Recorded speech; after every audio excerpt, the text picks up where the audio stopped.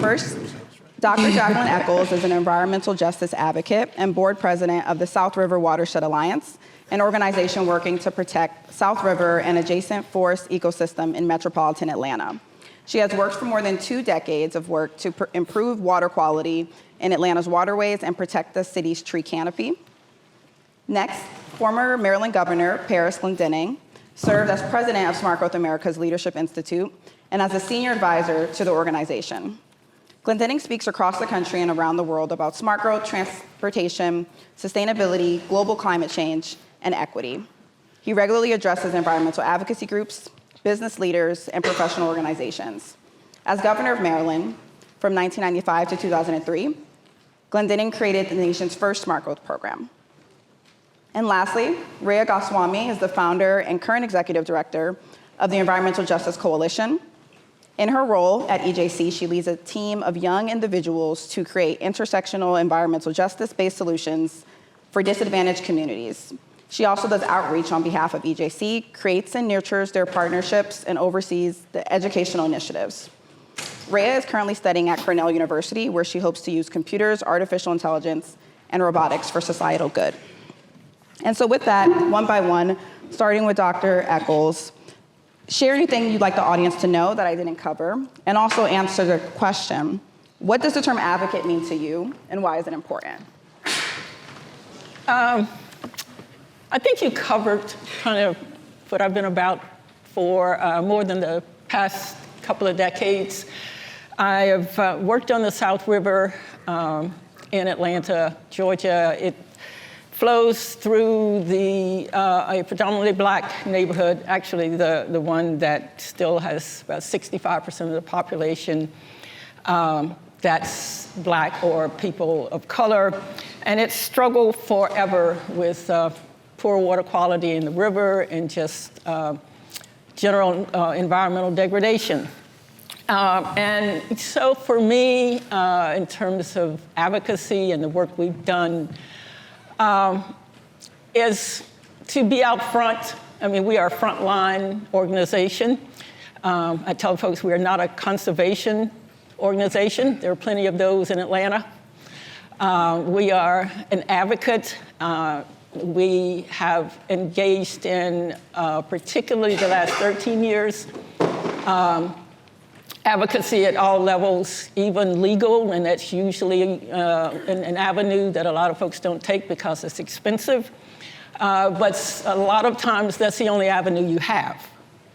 And the one that can bear the most fruit, because you can talk to your blue in the face, to politicians and folks that should be attuned to smart growth and should be attuned to the fact that it is more than anything else an environmental issue when you're talking about smart growth, and most often in urban areas you're talking about black communities because still that's where most black people live.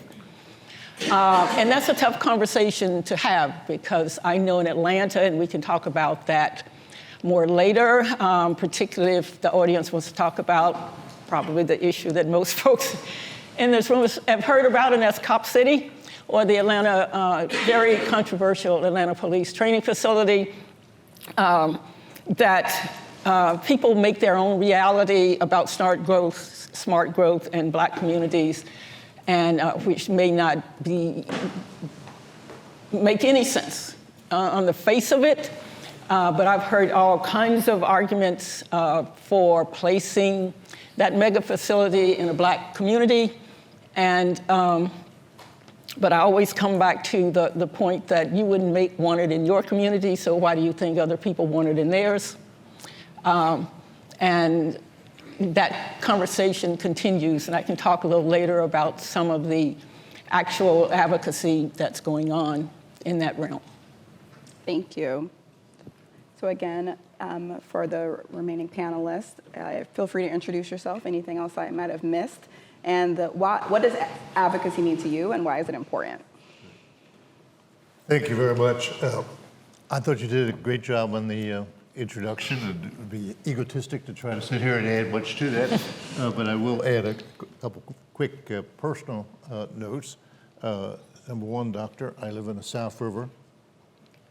although this one is in Annapolis. Oh, how did I miss you?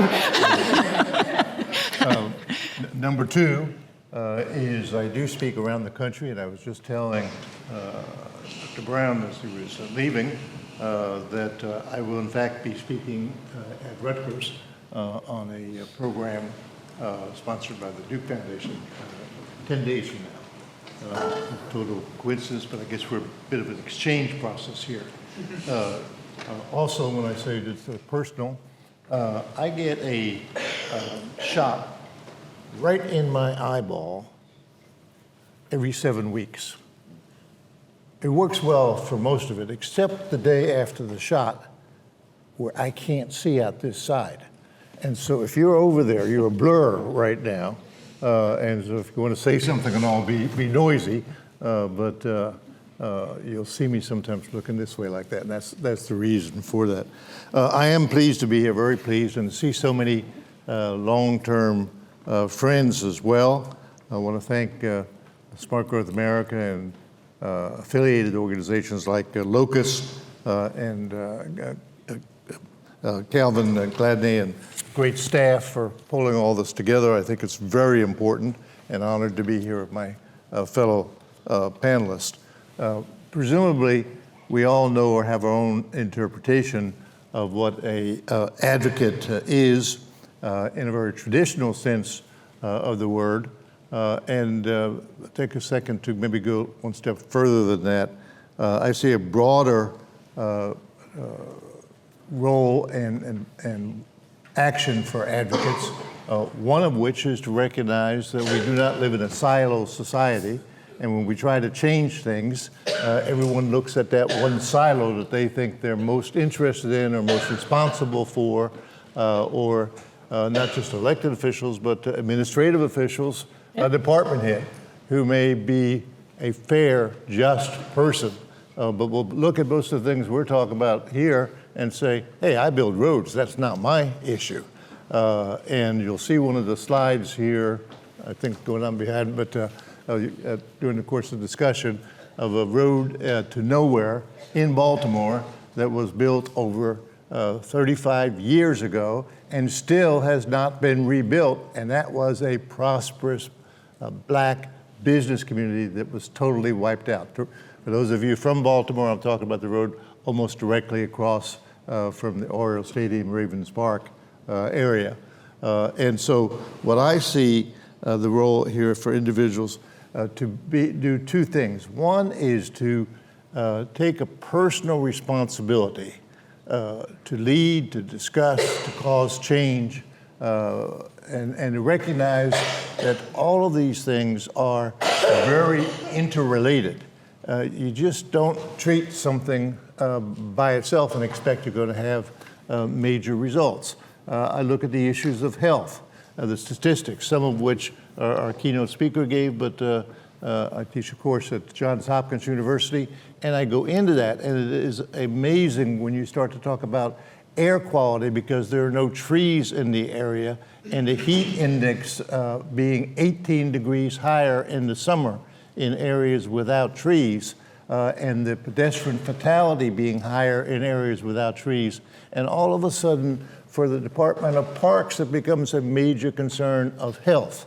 And that's what I think advocates have to do. Think interrelationship and act beyond the silos and to try to get that message to others. Because I will tell you, there are people who are very concerned about the issues talking here who just do not even begin. Our keynote speaker said don't see it, but even if they see it, they do not understand that it is their responsibility. Thank you. Yeah, hello everyone. My name is Ria, as was previously mentioned. Governor, you were governor when I was born, so so it's nice to meet you. Oh, that's a compliment. You're still here. So yeah, as was mentioned, I don't have much to add, but as an advocate who's recently stepped into the work of environmental justice over the last 5 years, I began my journey in high school. And for a lot of students who are my age or young people in the audience, that's kind of where we start discovering our passions. That's where we start reading the news, whether it be in government class, or as Governor had mentioned, like whether it be some very influential professors in our life bring attention to these issues in our community. And I think literally the word advocate means like voicing our opinions or publicly recommending something, whether that be for policy or something more. And for students and young people, that often looks like advocating and voicing our need for systemic change, to see the things that our community members, our friends and family have gone through, and advocate for these changes from the standpoint of racial equity, environmental equity, and especially, as the governor had mentioned, health. Environmental health is becoming more and more mainstream, and we're seeing that every environmental decision, every decision that we take has an either like inadvertent or very direct impact on our health. And I think it's important to highlight, especially for young people, that change doesn't happen overnight. Even though we really want it to, it's often a slow, laborious process that takes years. And it's really involved right now with passing the baton on. This is a direct quote from one of my favorite environmental justice icons, Dr. Bullard, who I had the pleasure of meeting. It might be in one of the photos. And now young people are kind of taking up the main stage and we're becoming the next policymakers, scientists, and next decision makers. And what this means is that young people are now kind of stepping to the threshold of making these decisions, and it's of crucial importance that the baton is passed to us and that we're able to advocate for decisions that we would like to see in the change that we would want. But that isn't done in a vacuum. That's done with all communities, organizations, as well as people who are still in power. And it's done all in like a neat symbiosis of the environment. And I think that young people have so much hope and so much energy to give, but that also needs to be like looked at in the perspective that young people can also burn out very quickly. And I hope to talk about that a little bit later in one of the questions, but that's what I think why like being a young advocate is very important.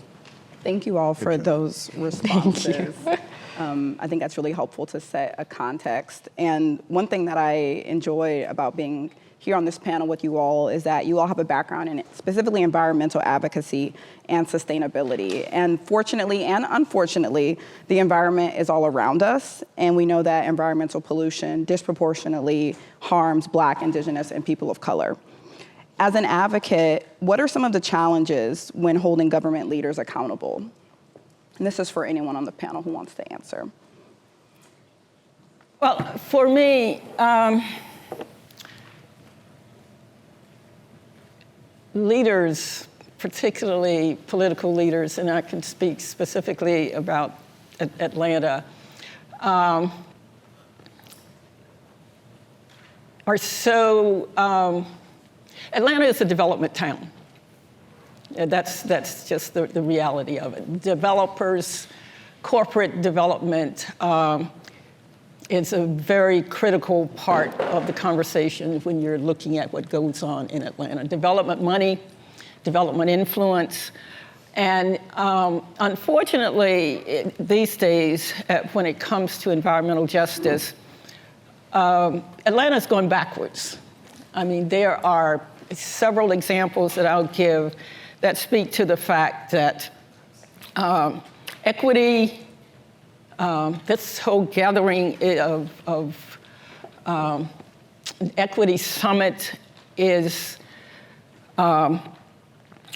focused on issues in urban areas, which is about, as I've said, predominantly Black areas.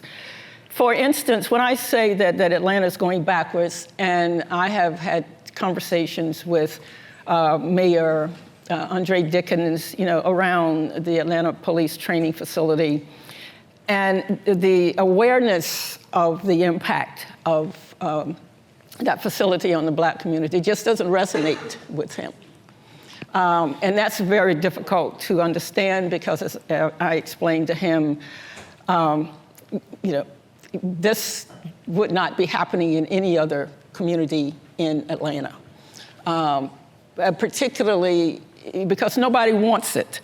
And so when we look at the fact that, and it's just not racial equity. In this instance, it's racism.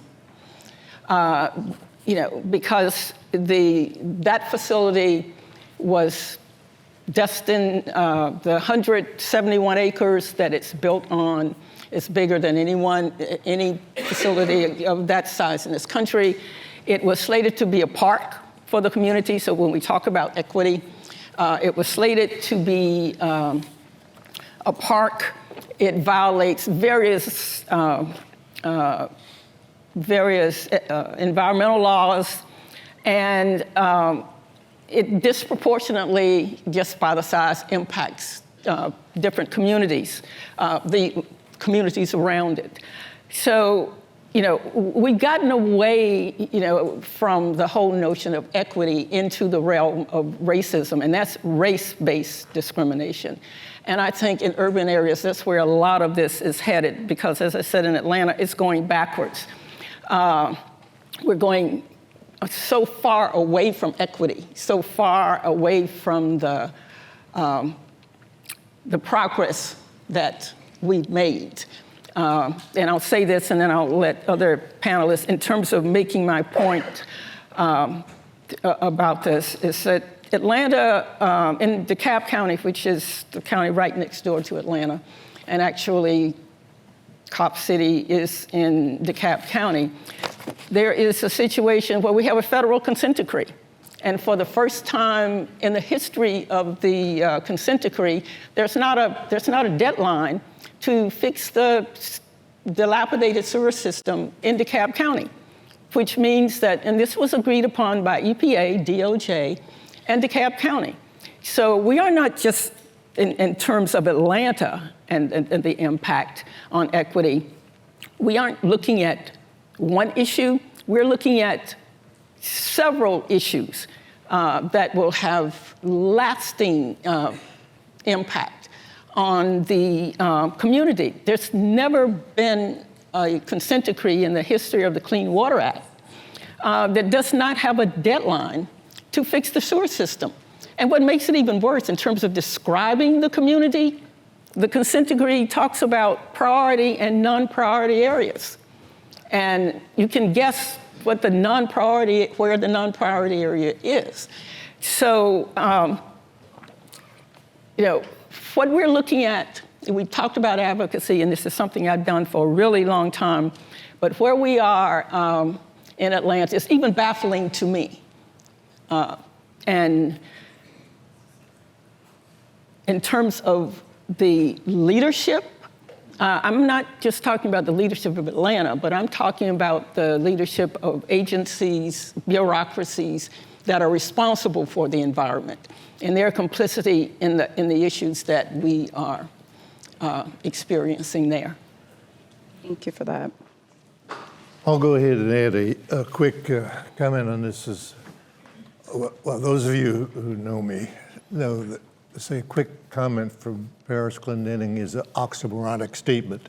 But that notwithstanding, I will try to stay on the guidelines for the time. Let me just say, I agree very much with about it is the administrative, the people that implement these programs that are as important, if not even much more important, to hold accountable. And sometimes they're invisible in this sense. Quite candidly, to hold elected officials accountable is fairly easy. Vote them out of office and get someone in there that starts to understand these issues. But to make that happen, you have to make sure that the public, the voters, start to understand what the issue is and what pilling, for example, there's another slide back there, I believe, with the massive number of overpasses on one intersection in Dallas. And when you look at that and realize that those were neighborhoods that were totally destroyed, and what do? We destroy them so that we can bring more and more traffic to that point, destroy the air quality, destroy the sense of community, and create more congestion. And yet, the public, in most cases, is not thinking about that nearly as much in these issues. So we have to make sure you can fire an elected official fairly easily. I went through 31 election scouting primaries, and so I'm constantly aware that you can be fired. Fortunately, I won all 31. Unfortunately, I also knew when to stop. But that part is easy. The hard part, though, is, as I said before about the silo speaking. The keynote speaker, I was so pleased to hear this. I urged, when we first started Smart Growth, the first state in the country to adopt that program, I urged every department to think of their mission, everything they're doing, every program, every project, as if they were looking through a prism. I'll say a lens, because some people take my southern accent and think I'm saying prison, but through a lens that says, does this encourage investment in existing communities, or does it encourage sprawl? And that's why you are all responsible for this, not just the Department of Planning or the Department of the Environment. And having said that, and had a very, very good cabinet, and in fact, you saw Harriet Tregoning, many of you know her. I was pleased that she was on that cabinet. She was special secretary for Smart Growth, and so she knows what I'm talking about here as well. But I'll give you one quick example. About 2 weeks after we adopted the program, after I gave the rah-rah speech to my cabinet, I get a call from the chair of the Board of Regents for Higher Education, the chair that I had appointed, and the chair who was also a good friend, asking me, would I come up to Hagerstown in Western Maryland and see the site where they were going to build the new campus for the University of Maryland, Western Maryland section. And I agreed to do so. And I went there, and it turns out to be a large apple orchard. And I'm looking around and I'm saying, well, how did the people get here at all? They said, well, this is why we wanted you to come here. We need a new intersection off of Route 40 over there to do this. And I said, so we're going to tear all this down and we're going to build new buildings out here. And I said, have you heard about Smart Growth? And they said, yes, I really appreciated your comments the other day. And so I went back to the office. I got a call from the mayor of Hagerstown because they had covered in the press that I was there, what the purpose was. And they said, we want you to come see something. And they took me up to a part of the town that was practically deserted. There were several large, older buildings and older communities. The buildings go back to the 1920s, these grand department store type buildings. And they said, why don't you put the here and you do Smart Growth as well? We did. We reversed them. In Maryland, we have a unique law. Nothing goes in the budget unless the governor says it goes in the budget, so the interchange never went in the budget.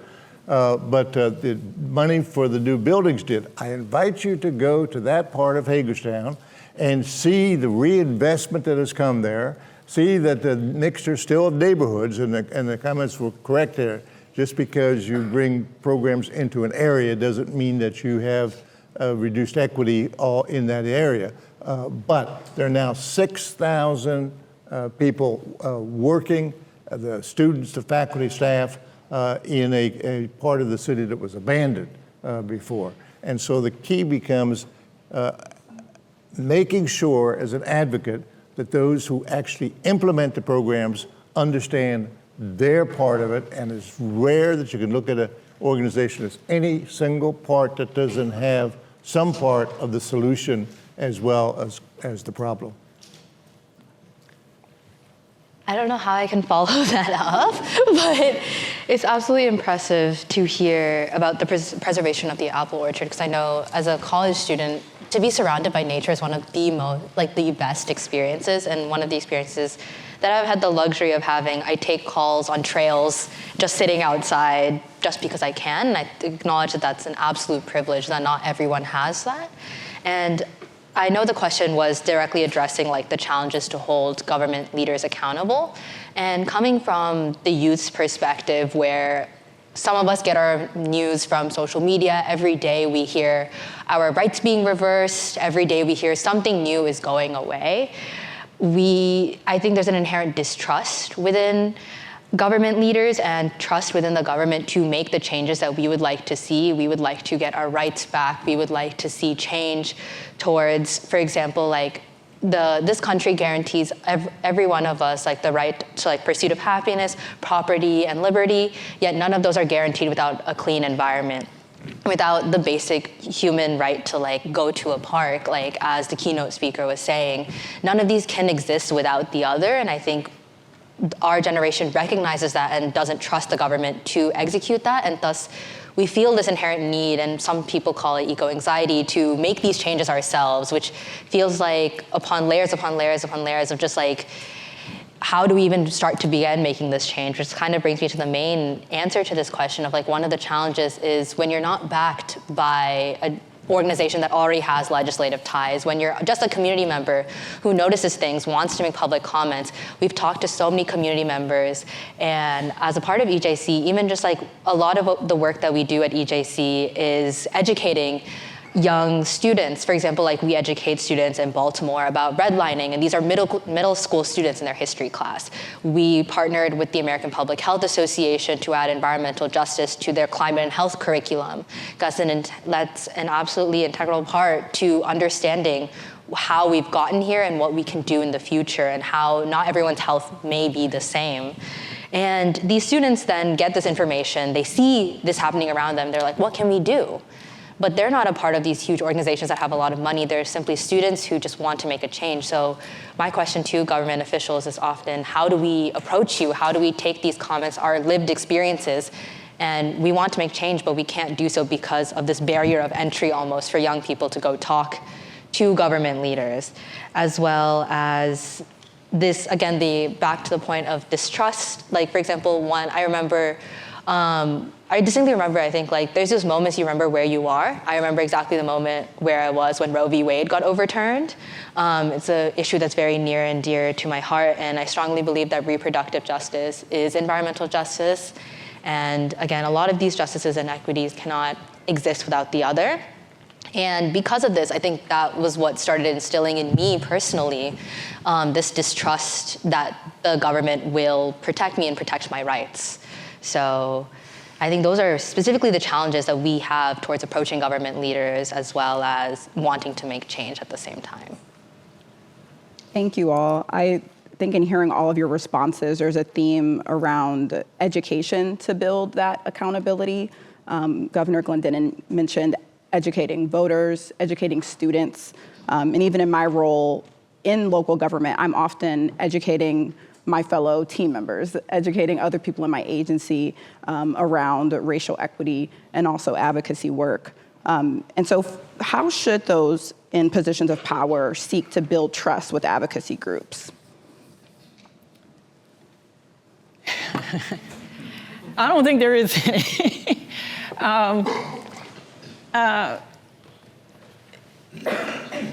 At least for me, the issues that I advocate around are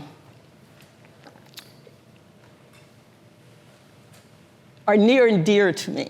So I don't have another agenda. I mean, I don't have to, as I started my conversation about the development community, I don't have to have, a conversation about any of the other political issues that might be driving politicians or leaders.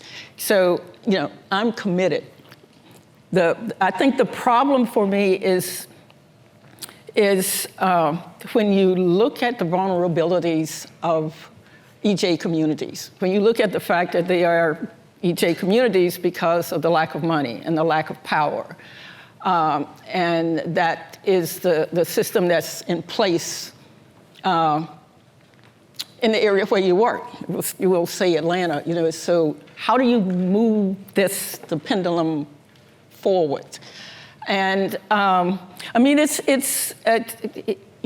me, I am solution oriented. There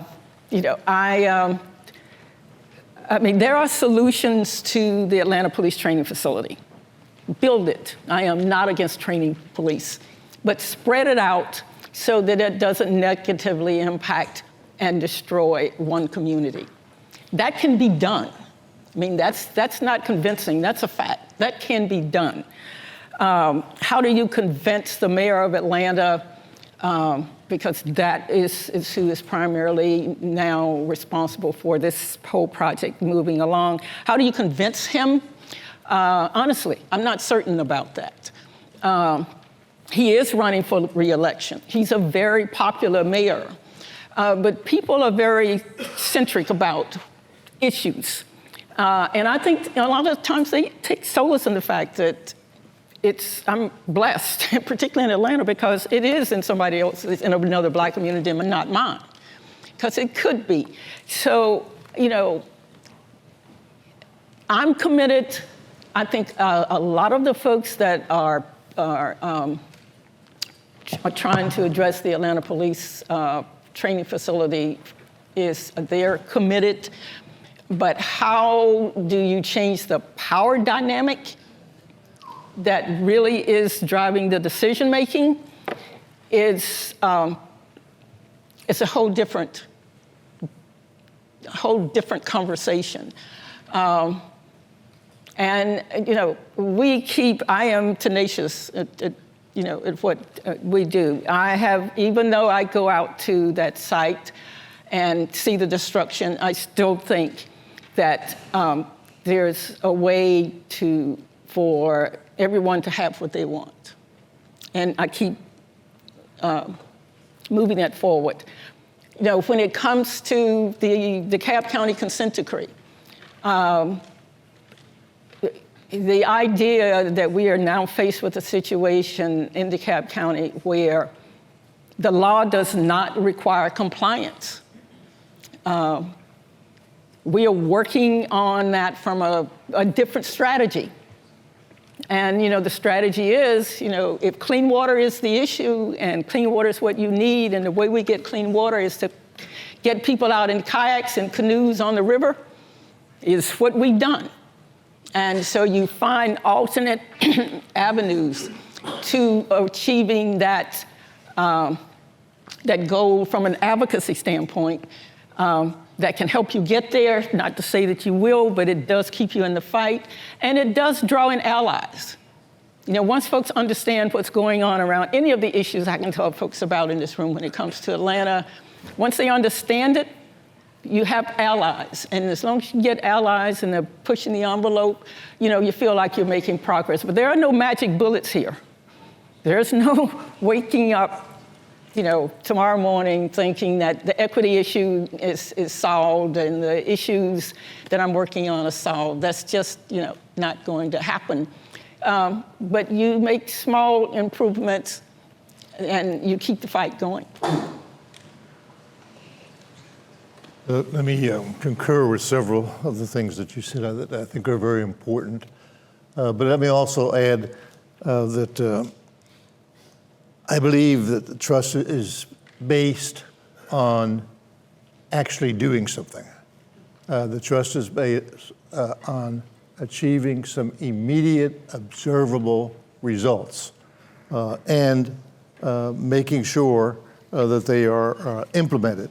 Let me just quickly show 3 examples from 3 different political stages of my life. One was when I first started as county executive in Prince George's County. Prince George's County, for those not from this area, county immediately adjacent to the district here, it is about now 75% people of color. When I was elected, it was about 55%, which, by the way, I'll add a quick aside. According to the polling and all those elections that I mentioned that I did win, I never carried a majority of the white male. Never, all the polling, I said if it was just that, I would have been kicked out at the second election. But in any case, we had a incident that really illustrates a whole range of things we're talking about here today, but the need for immediate effective action. I was on vacation with some friends up in Massachusetts. I had a trusted aide call me and said I had to come back. It was a real emergency. And for those with long-term memories around here, you may recall the Habib situation, as it was referred to, but it was early police violence. It was in 1989. Individual from Ghana was chased down by the police, and then in restraining him, jumped on him with the knee in the back and caused a total disruption and death, a total disruption of his breathing and then death. And when the community was on the edge of near riot, correctly so, and I indicated that we would make a difference. Now, hold on. There was a lot of anger out there, and we brought people together, and I asked the command staff to come in and tell me what we're doing. This is the first time I ever saw the entire command staff assembled. There was not one single person of color in the command staff in the Prince George's County Police, which was more than 50% African American. And I said, this will not work, and obviously, and we're going to make a change. And this is where the battle began, and why you got to fundamentally commit to change. Police are basically military organizations. They work from the bottom up. They expect you to come in at the bottom and to be promoted. The unions are furious about this. You work your way up. There's another approach, it's called lateral entrance. And you find some of the best police officers and hopefully best police officers of color in the country, and you move them into the top command positions. We did that, and I will tell you, I thought there was going to be a riot in the police union. I went to the union, my security detail, when the union headquarters talked to them directly, my security detail said, would you mind if we waited out here? I mean, that's how tense everything was. We got it in. We got it adopted by the county council. It went into effect, and we started recruiting some of the best officers from around the country. If you look at the Prince George's County command staff today, you will find that it is an overwhelming majority of diversity, both in terms of color, ethnicity, and gender. We still have problems, there's no question about it. But it was a change that we said we were going to do, and we did. Second one I would mention very, very quickly, when I was first elected governor, the Born Society, which is the Black Lawyers Society statewide, said, why has Maryland never had a black Chief Justice for the Court of Appeals, but that's the Supreme Court for the state? And I was told, well, the time will come, but you do the same thing. You work your way up. You get appointed to the district court, the circuit court, to the Court of Appeals, and so on up the line. And I said, well, that's really not going to work, because my calculation is we're probably a couple more decades away. And we changed the process. And specifically, I was trying to see whether I had a note of the time, exact time I did that. But in any case, we appointed Robert Bell, the first black Chief Justice in the history of Maryland. And the Chief Justice makes a lot of the assignments as well. And very, very quickly, there was serious change about the composition of the various courts throughout the states.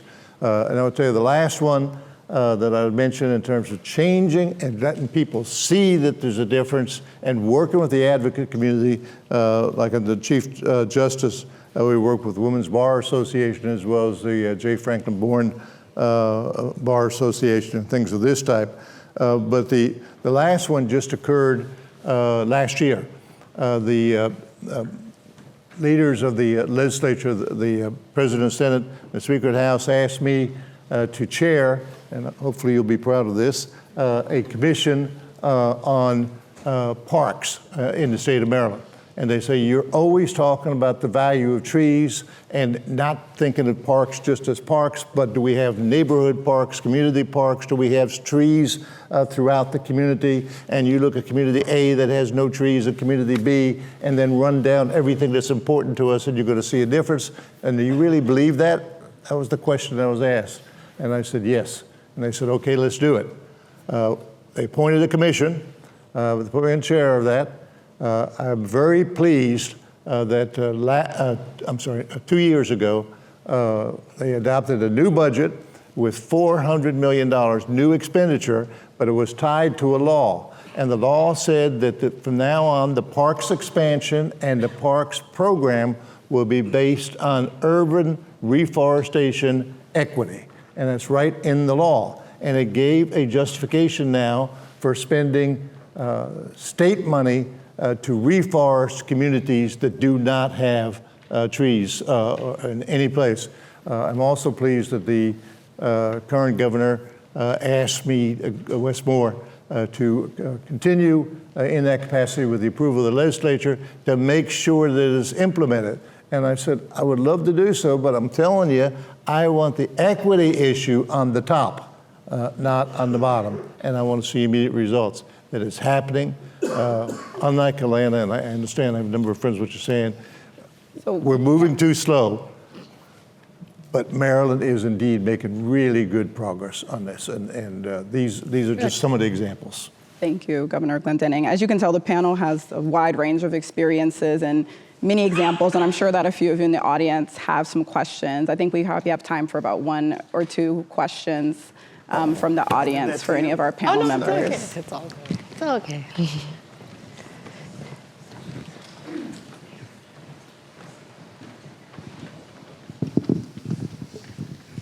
Hi, I want to thank everyone for being here today, and it's so valuable to hear your guys' input and how it ties and comes from your personal experiences. The question I want to ask is a bit complex. It's got a lot of moving pieces, so feel free to comment on any part of it that speaks to you.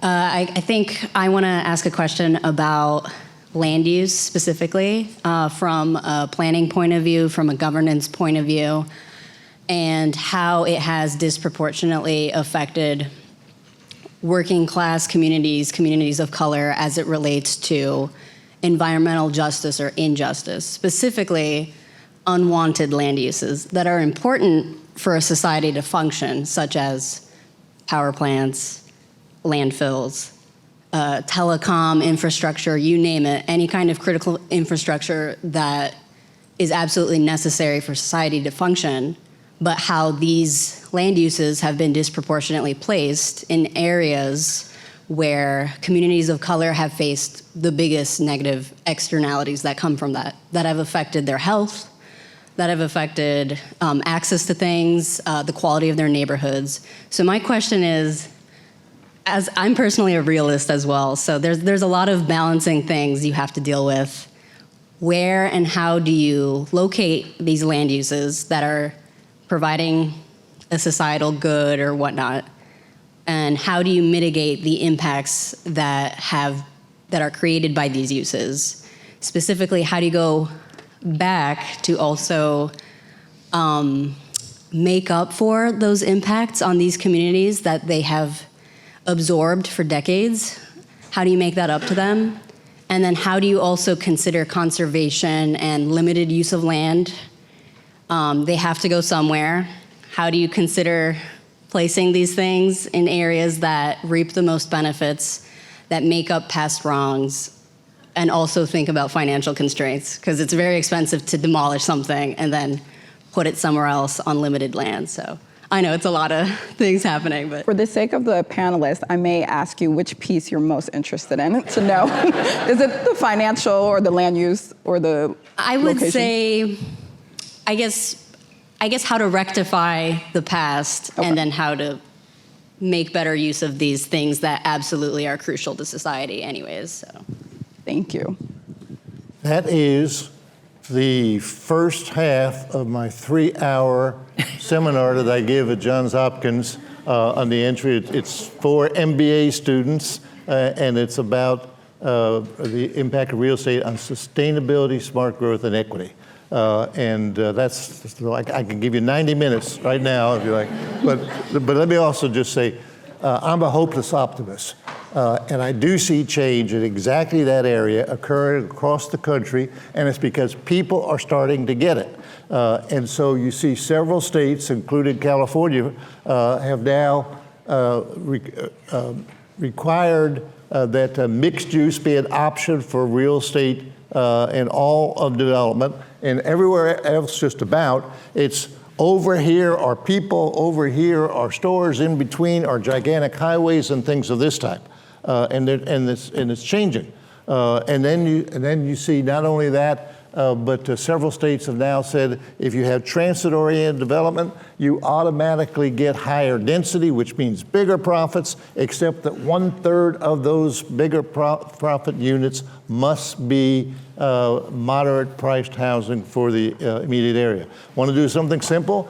Just eliminate across the country. We require, on the average, 2.4 parking spaces per residential unit.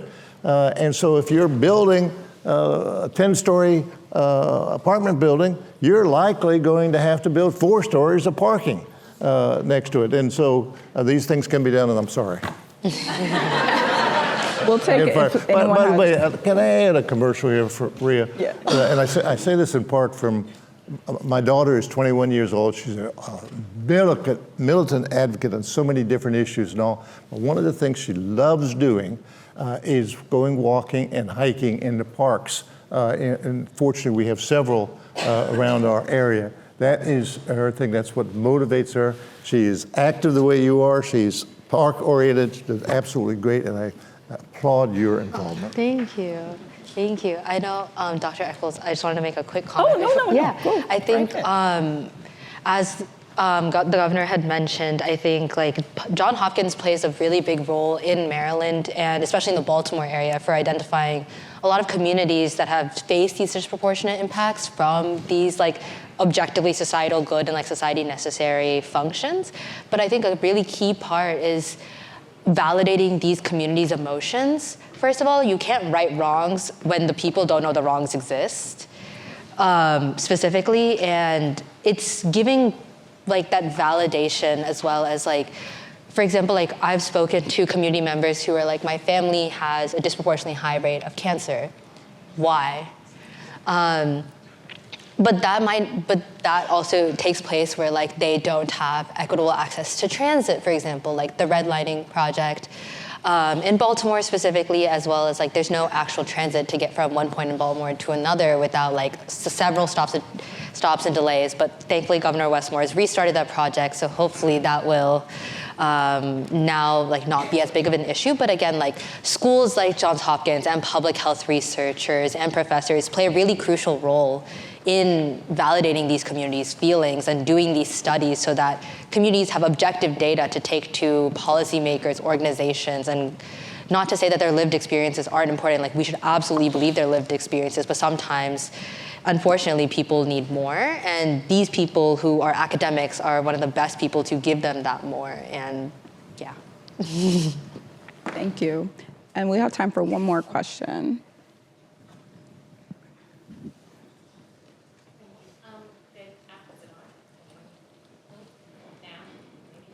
We can hear you. Okay. So my name is Pascal Edouard, and I work with the National Association for Chronic Disease Directors, where I'm the program manager for our Center for Justice and Public Health. And so my question to you all is, especially in the advocacy space and working with some of these more conservative states, right? Obviously, this is an equity summit, right? And you know how most of these issues impact people of color, but when you work and have to engage with some of these conservative states, it becomes a them versus us issue. So how do we engage in conversations with policymakers to get them to understand that it is an us issue? So while we are disproportionately impacted by these issues, like air quality, for example, air travels, right? So eventually in white neighborhoods, you're impacted by negative air quality. So how do we get them to see this and understand that it's not a them versus us, but it is an us issue?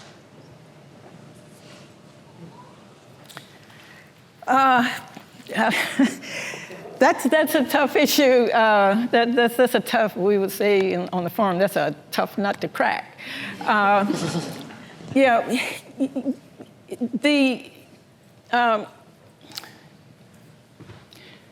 Unfortunately, communities don't see it that way. And I can, like I said, I can talk extensively, about Atlanta because the situation as it relates to environment is so different in the South River watershed, which is predominantly Black, as opposed to the Chattahoochee River watershed, just, across Atlanta, which is predominantly white and rich. The experiences, the reason is money and power. And so broaching this conversation with them from the standpoint of you can't hurt me without hurting yourselves doesn't resonate, with that well. For us, I think, and maybe in some other communities, and my advocacy, it's about, at this point, triage. Because as I said when I started this conversation, we're going backwards. The gains that we made under the Clean Water Act in '72, we've lost in DeKalb County. DeKalb County no longer has to fix its sewer system. In the Black community, do you think the white community is complaining about that? No, because their portion of the sewer system is getting fixed. It violates the law, yes. But the courts have ruled against us. EPA has done nothing. DOJ has done nothing. So a lot of the remedies that, I think it's on a case-by-case basis in terms of how you develop strategies. It's the strategy that works best in your area is the one that you should pursue. So there is no one-size-fits-all when you talk about dealing with environmental justice issues. Atlanta is predominantly Black. We have a Black mayor, and have had for a really long time, and we have a predominantly Black council, which has been around for a really long time. So tell me, from a political standpoint, why should we still be fighting environmental justice issues? We shouldn't. So we have to figure out a way, and that's what I do on a daily basis with mobilizing people and making this point at council meetings in front of the mayor, that you are the solution. You need to step up. I don't have an answer. You have the answer. You need to operationalize fixing this problem. That's your responsibility to the Black people, the predominantly larger part of the population that elected you. You owe them that.